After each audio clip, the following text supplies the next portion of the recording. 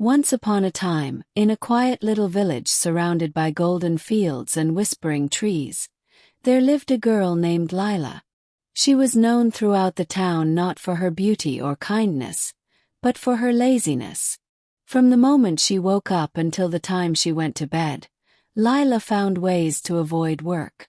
While other children fetched water, gathered firewood, or helped their parents on the farms, Lila could always be seen lounging in the shade of the big mango tree by her house, humming to herself and daydreaming about a life of endless comfort. Her parents were hard-working farmers who loved her dearly, but they were deeply worried.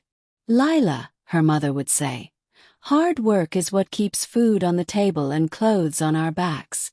If you refuse to work, how will you ever survive when we are no longer here?" But Lila only laughed and replied, "Why should I worry? Things always find a way of getting done, even without me." One day, her father decided to teach her a lesson.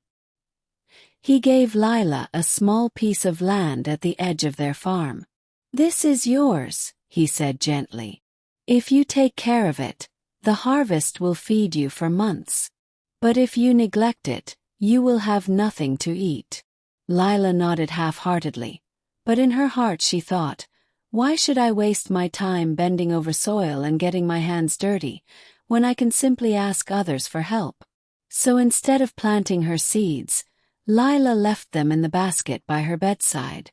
Days turned into weeks, and while her parents' crops flourished under the sun, Lila's little plot remained dry and barren.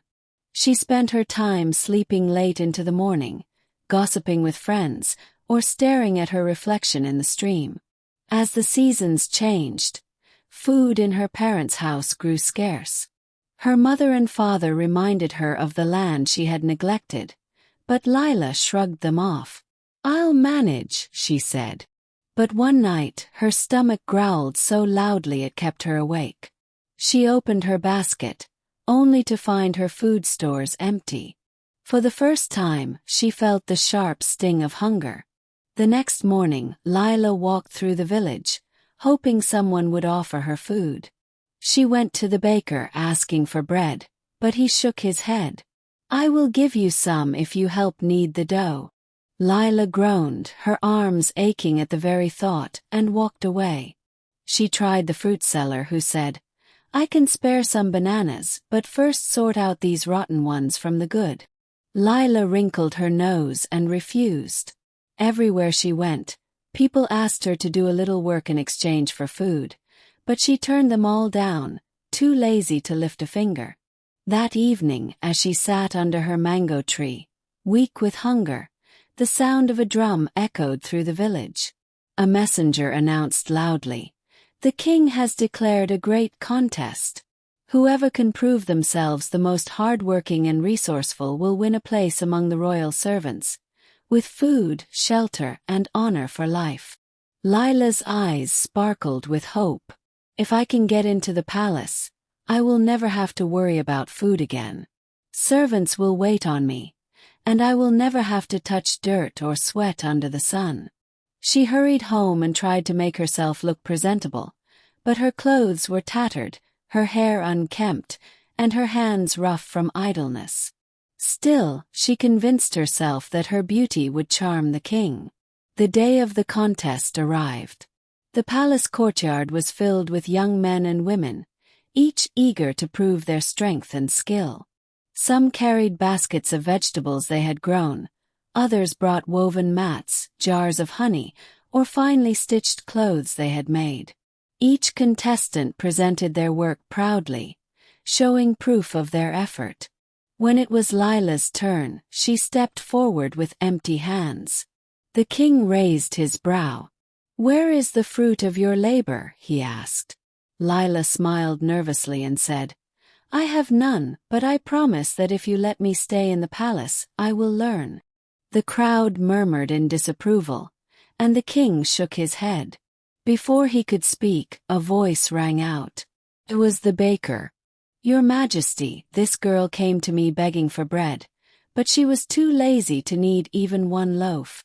The fruit seller stood up too. "Yes, sire. I asked her to sort fruits, but she refused.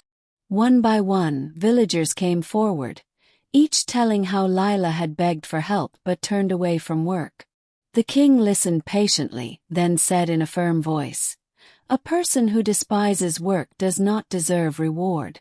Food and comfort are earned through effort, not idleness." With a heavy heart, he dismissed Lila from the palace. The guards escorted her out, and the whispers of disappointment from the crowd followed her all the way home. That night, Lila sat in her small room, tears streaming down her cheeks. Her stomach hurt with hunger, but her heart hurt even more from shame. She thought of all the chances she had wasted and how her laziness had turned everyone against her. For the first time she whispered, "Maybe Mama and Papa were right. Without work, I am nothing." The next morning, she woke earlier than she ever had before. She went to her father's field and asked, "Papa, will you teach me to plant?" At first, her parents were surprised, but they smiled with relief. Her father showed her how to dig the soil, plant the seeds, and water them carefully. At first, Lila's back ached, her hands blistered, and sweat dripped into her eyes. She wanted to give up, but she remembered the king's words and pushed herself to continue.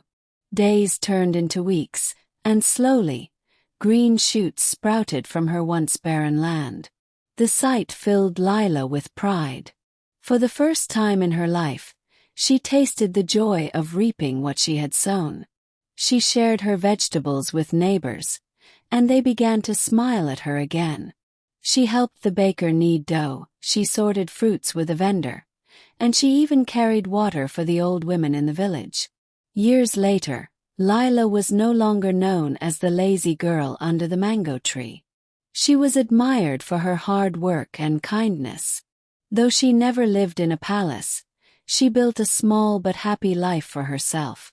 And whenever she felt the urge to lie idle all day, she remembered the hunger, the shame, and the lesson she learned. That laziness steals dreams, but hard work builds them.